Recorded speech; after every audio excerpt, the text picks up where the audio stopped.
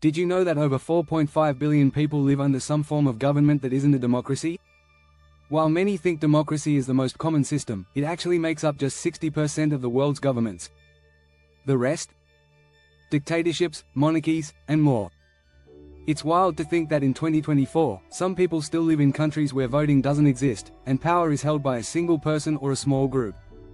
So, why does government come in so many forms? What makes one system better than another? In this video, we'll break down every major government type in just 12 minutes, no fluff, just the facts.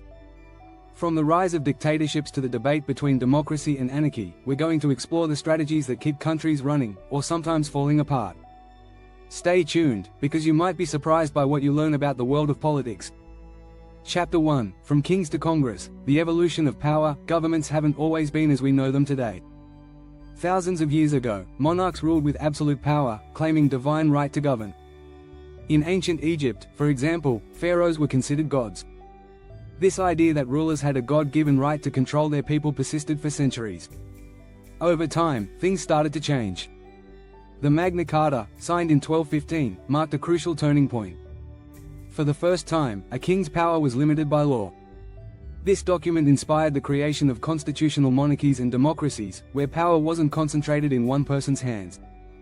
By the 17th century, philosophers like John Locke and Montesquieu began promoting ideas about government based on the rule of law and separation of powers. Locke argued that governments should protect life, liberty, and property. This theory deeply influenced the American Revolution and the US Constitution. One of the most significant changes came with the rise of elected representatives. No longer did rulers sit on thrones with unchecked power. The 18th century saw the birth of modern democracies, where citizens elect leaders to make decisions on their behalf. This shift is still shaping how we govern today.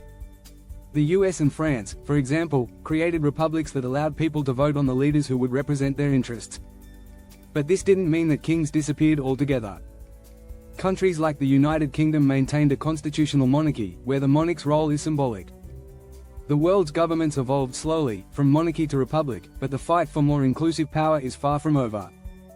Around 60% of countries today are democracies, but many struggle with corruption, power imbalances, and the limits of freedom. The struggle for representative government continues globally, with rising calls for more direct involvement from citizens. Chapter 2, Republic or Empire. The politics of control. In history, the choice between a republic and an empire has often been about control, who holds the power and how it's exercised. A republic, like the Roman Republic, offered a system where elected officials ruled on behalf of the people. But the Roman Empire, on the other hand, shifted toward a more centralized power structure with the emperor at the helm. The rise of empires has often been driven by military conquest, resource control, and the desire for dominance.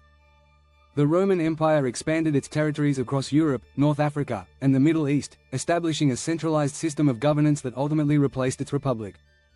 Empires work because they can centralize power quickly.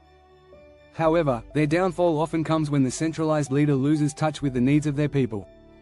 Empires like the Roman Empire, the Ottoman Empire, and the British Empire expanded rapidly but eventually collapsed due to corruption, overextension, and resistance from colonized peoples. In contrast, republics tend to be more democratic and flexible. For example, the US Republic allows for a system of checks and balances, where the president, Congress, and courts ensure that no one branch holds too much power. However, republics can also face instability, especially if there's a lack of strong leadership or clear consensus on key issues. The debate between republic and empire is not just about historical systems, it's about governance today. China, for example, operates as a one-party system, blending characteristics of both an empire and a republic. The Chinese Communist Party holds centralized control, but the government claims to represent the people's will. Empires and republics come with their own strengths and weaknesses. While empires can move quickly and decisively, republics tend to encourage broader participation, but they can be slow-moving. Understanding the balance between these two models helps explain how different nations approach issues like war, trade, and diplomacy. Chapter 3, The Power of the People, Direct Democracy versus Representative Democracy. Now let's break down the difference between direct democracy and representative democracy. In a direct democracy, people vote on every law or policy change. Think of ancient Athens, where citizens gathered in public forums to make decisions about their city-state. Direct democracy sounds great in theory, it's pure democracy in action. But it can be messy in practice. Imagine voting on hundreds of issues every year. Direct democracy works best in small communities, where people can meet face to face and make decisions quickly.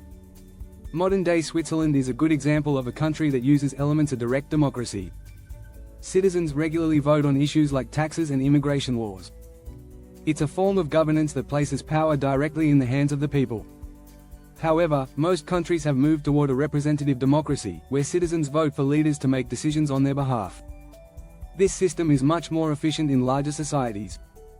The US, for instance, uses representative democracy, where citizens elect senators and members of Congress to create laws, while the president enforces them. A key strength of representative democracy is that it allows for specialized decision-making. Elected representatives often have the time and expertise to understand complex issues, like healthcare policy or international relations. Direct democracy, on the other hand, risks oversimplifying complex issues, especially when people don't have all the necessary information. That said, representative democracies face their own challenges. Voter apathy is a big one. In countries like the US, voter turnout in midterm elections can be shockingly low, sometimes as low as 40%. This means that the will of the people may not always be reflected in the laws passed. Switzerland's hybrid system, where representative and direct democracy meet, offers a possible solution. Citizens elect representatives but can also hold referendums to veto or approve laws. This approach ensures that people's voices are heard without overwhelming them with constant voting. In the end, whether through direct or representative democracy, the goal is the same: to make sure that government serves the people. Both systems come with trade-offs, but understanding them is crucial to participating in a democracy. So, the next time you vote, remember, it's not just about casting a ballot, it's about participating in a system that reflects the people's will. Subscribe to the channel if you're enjoying the breakdown so far. We're diving into more government types, and you don't want to miss it. Chapter 4: Dictatorships and Oligarchies. When a few hold all the cards, dictatorships and oligarchies are two of the most centralized forms of government. In a dictatorship, one person has almost total control, while in an oligarchy, a small group of elites make the big decisions. In both cases, power is held by a few, and the rest of the population has little say in the decisions being made. One of the most famous examples of a dictatorship is North Korea. Kim Jong-un holds absolute control, with no elections and no checks on his power. While North Korea officially claims to be a republic, it functions more like a dictatorship with a brutal regime that suppresses dissent. Dictatorships, like Kim Jong-un's, often rely on fear and oppression to maintain power. In contrast, oligarchies may seem more democratic, but they still limit power. Russia, for example, is often considered an oligarchy. While it holds elections, many believe that the country's wealthiest individuals and political elites hold disproportionate power. In fact, a 2018 study showed that nearly 20% of Russia's GDP is controlled by the country's 100 wealthiest families. Both dictatorships and oligarchies tend to resist change. In these systems, leaders often cling to power, and challenges to their rule are met with violence or repression. For instance, in Syria, President Bashar al-Assad has led a brutal crackdown on opposition forces, leading to a devastating civil war. Similarly, in many oligarchies, the ruling class works to protect its wealth and influence, often at the expense of the general population. Though these systems can be stable, they are also fragile. History shows that both dictatorships and oligarchies are vulnerable to revolt. The fall of the Soviet Union, for example, was a direct result of the corruption and inefficiency of the ruling oligarchs. Similarly, dictatorships like those of Saddam Hussein and Muammar Gaddafi eventually collapsed under the weight of internal resistance and international pressure. While these governments often present themselves as stable and strong, they typically face significant challenges in maintaining power. Dictatorships rely on fear and control, while oligarchies thrive by protecting the interests of a few. However, as history shows, both forms of government are highly unstable and can collapse quickly when public support fades. Chapter 5: Anarchy, the Chaos or Freedom Debate. Anarchy is a political philosophy that argues governments, in any form, are inherently oppressive. In an anarchist society, there is no central authority, no president, no laws, no police. Instead, people work together voluntarily, without rulers or rulers' influence. While this may sound chaotic, anarchists believe it would lead to true freedom and equality. The idea of anarchy has roots in the works of early philosophers like Pierre-Joseph Proudhon, who famously declared that property is theft. Proudhon and others argued that government's role in protecting property and enforcing laws often benefits the wealthy and powerful while hurting the poor. For anarchists, the state itself is the problem, not the solution. However, while anarchy's goal is freedom, the reality of a stateless society raises many questions. Who decides how resources are distributed? How do you handle conflicts? Without laws, how can you ensure safety? These are difficult questions that anarchist movements often struggle to answer. One of the challenges with anarchy is that it assumes people will always act in the collective good. But in practice, people's self-interests can sometimes lead to chaos. For instance, during the Spanish Civil War, anarchist-controlled regions saw a rise in violence and conflict, as different factions vied for power and resources. Despite these challenges, anarchism has influenced several revolutionary movements. The Zapatista Army of National Liberation in Mexico, for example, has adopted an anarchist-inspired approach to governance, focusing on local autonomy and direct democracy. While it hasn't created a fully anarchist society, it offers a model of how communities can organize without central authority. While true anarchy may never become a widespread reality, its ideas continue to inspire. In many ways, anarchism asks important questions about the nature of power and the role of the state. Does government actually protect citizens, or does it primarily serve the interests of those in power? It's a debate that continues today. Don't forget to subscribe. In our final chapter, we'll explore two more powerful government systems, federalism and unitarism. You'll want to know which one reigns supreme. Chapter 6, Federalism versus Unitarism, Power to the States or the Capital. Federalism and unitarism represent two contrasting ways to organize power within a country. In a federal system, like that of the United States, power is divided between a central government and regional governments, such as states or provinces. In a unitary system, however, power is concentrated in a single central government. The United States is one of the best examples of federalism. The U.S. Constitution divides power between the federal government and state governments.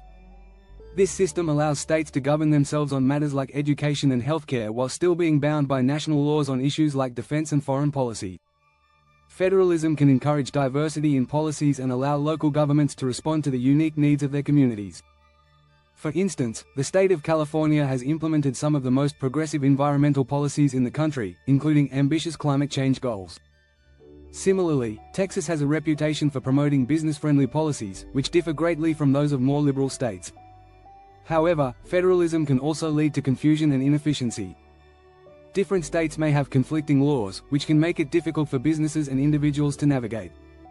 For example, marijuana is legal in some U.S. states but remains illegal under federal law. This creates confusion and legal challenges for both citizens and law enforcement. On the other hand, unitary systems are often more streamlined. In countries like France, the central government has broad authority over all regions, and policies are generally uniform across the entire country. This can make governance more efficient, especially when it comes to implementing national projects or responding to crises. However, unitarism can also lead to a lack of local control. In a unitary system, the central government is more likely to make decisions that do not necessarily reflect the specific needs of local communities. For example, a central government may not understand regional differences in culture or economy, which can lead to policies that don't work as well in certain areas. Despite these differences, both federal and unitary systems aim to achieve the same goal, to provide effective governance. The choice between them often depends on the country's size, diversity, and history. Federal systems work well in large, diverse nations, while unitary systems are often more efficient in smaller, more homogeneous countries. While federalism allows for local autonomy, unitarism tends to be more efficient and less prone to fragmentation. The challenge is finding the right balance between local power and central authority to create a system that works for everyone. Thanks for watching. Make sure you subscribe for more insights into the world of politics. We'll be exploring even more topics that shape the world we live in.